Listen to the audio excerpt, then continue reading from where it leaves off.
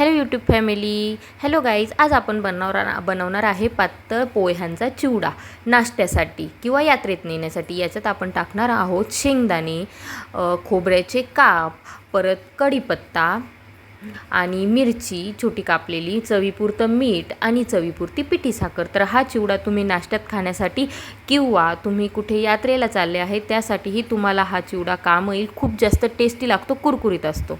आईने fry pan ठेवलेला आहे. हे पोहे काय आपण छान चाळून वगैरे घेतलेले आहे आणि गॅस तर चालू केलेलाच आहे ना, ती मला सांगते गॅस चालू केला आहे. तर फ्राय पॅन घेतलेला आहे, त्याच्यात आता आपण पोहे टाकले. हे पोहे पातळ पोहे असतात. आईचा चिवडा खूप छान होतो आणि याच्यामध्ये ना पोहे भाजताना तेल आपण टाकत नाही. हे पोहे करताना कसं आपण बिना तेलाचेच भाजायचे असतात, कारण ते एकदम छान कुरकुरीत होतं. ते तळून वगैरे काय होतं, ते तेलकट जास्त होतं. तेल टाकायचं पण कमी प्रमाणात टाकायचं. यात आपण हे डाएटलाही आपल्याला हे पोहे चालतील. तर नक्की हा व्हिडिओ पूर्ण बघा, न स्किप करता. तुम्हाला ही रेसिपी, हा चिवडा खूप जास्त आवडेल. तुम्हीही घरी हा चिवडा नक्की ट्राय करा. पोहे बघा छान फुलत चाललेले आहे आपले. आता मस्त असे हे बघा फुलताय छान बरं का आपले पोहे. थोड्या वेळाने छान असं सोनेरी, जास्त नाही पण थोडासा गोल्डन, जादा नाही. बघा जे वेळेस टाकले होते त्यावेळेस थोडा आता गोल्डन कलरही त्याला येत आहे. बघा कसं कुरकुर वाटतंय आत्ताच. अजून तर फार बाकी आहे त्याची प्रोसेस. आणि हे ज्या वेळेस आपण पोहे भाजतो चिवड्याचे, त्यावेळेस कधीही हे पोहे कमी गॅसवरच भाजायचे, म्हणजे एकदम कुरकुरीत चिवडा होतो आपला.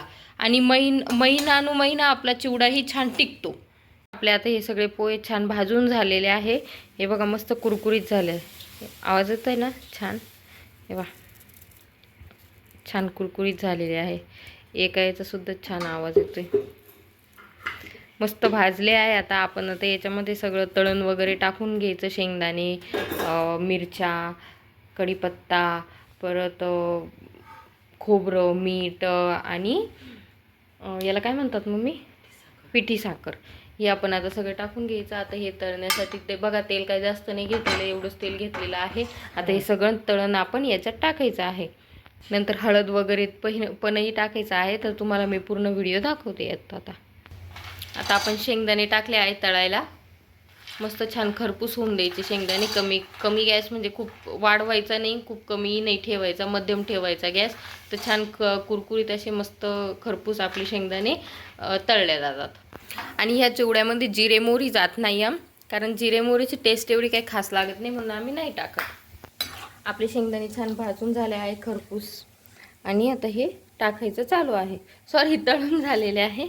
आणि आता आपले चिवड्यामध्ये शेंगदाणे टाकायचं चाललेलं आहे. शेंगदाणे टाकायला कंजूशी करायची नाही. आता आपण मस्त खोबरं पण आपण तळून घेतोय. छान शालो फ्राय करायचं. खूप असं काही एकदम डार्क पण नाही करायचं आहे आपल्याला. आणि थोडंसं सांभाळूनच टाकायचं. बघा छान कलर चढत आहे कापाला खोबऱ्याचा. आता काप आपण काढून घेऊ. छान फ्राय झालेले आहे, खूप डार्क नाही करायचे. थोडासा ब्राऊन कलर येऊन द्यायचा आहे फक्त.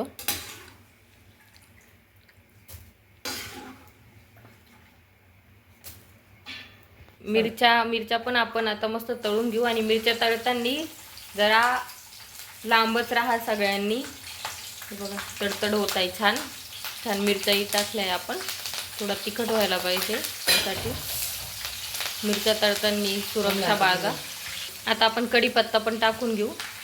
गुजरातमध्ये याला मिठा लिमडा म्हणतात. आपण इकडे मराठी लोक कढीपत्ता जसं बोलतो तसं गुजरातमध्ये याला मिठा लिमडा बोलतात.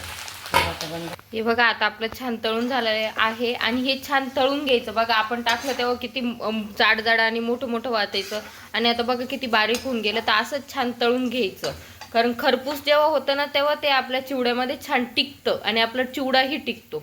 चिवड्यामध्ये चवीपुरतं मीठ. आता आपण हे मीठ टाकून घेतोय. मीठ टाकून घेतलंय आपण. चवीपुरतं मीठ टाकून घ्यायचं, जसं माझ्या आईने सांगितलं तसं. आणि या तेलामध्ये आता आपण हळद टाकून घ्यायची. तुमच्याकडनं जर तेलामध्ये हळद जळत असेल तर तुम्ही डायरेक्ट चिवड्यातही टाकली तरी काही प्रॉब्लेम नाही. हे थोडं थंड होऊ द्यायचं. हे तेल आहे ना, तुम्ही ज्यावेळेस तुमचं हे सगळं भाजून होणार, छान तळून होणार, तुम्ही गॅस बंद करायचा, थोडं थंड होऊन द्यायचं आणि मग यात हळद टाकायची.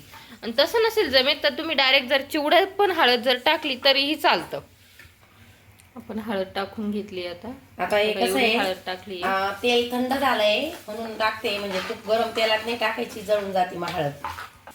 आता हे जे आपण तळण केलेलं आहे ते सगळं यावर आपण टाकून घेतलं. मी छान आता आपण काढून घेणार. आणि यात आता अजून एक गोष्ट टाकायची बाकी आहे, ती म्हणजे पिठी साखर. पिठी साखर बाकी आहे आता फक्त. हे बघा छान हलवून घेते आता. आपलं मिक्स करून घेत आहे चिवडा. आणि आपलं हे मिक्स करून झालं का त्यानंतर आपण पिठी साखर टाकायची असते. हे बघा आपला चिवडा छान आता मस्त कलर बघा किती छान आलाय. सुरेख कलर आलेला आहे. छान सुरेख कलर आलेला आहे. मम्मीनी म्हणजे माझ्या आईने आता सगळं छान मिक्स केलेलं आहे. आता आपण पिठी साखर टाकूयात. हे बघा किती छान मस्त अशी पिठी साखर अशी भुगरळून टाकायची, अशी वेगळी वेगळी छान करून टाकायची. चवीपुरती टाकायची आपल्याला पिठी साखर आणि छान मिक्स करून घ्यायची ती पण.